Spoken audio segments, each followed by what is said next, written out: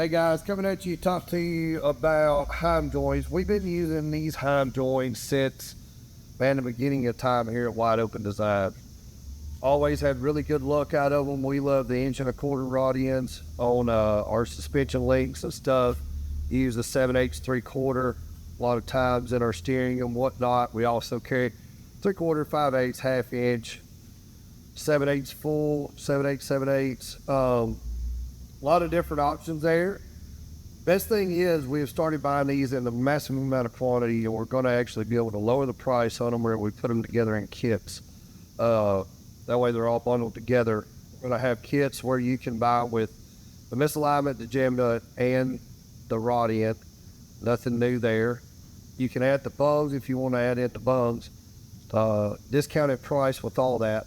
What's really cool though, we're actually going to put another discount when you come back to buy links. So if you've bought one of these rod end kits that has, enough materials here to do 4 links, you'll get discount on 4 aluminum links whenever you order those. So just trying to help you guys out. I know that you can't order links and rod ends at one time. So that's the reason we're trying to put this together as a package deal and then come later on the backside and give you that discount.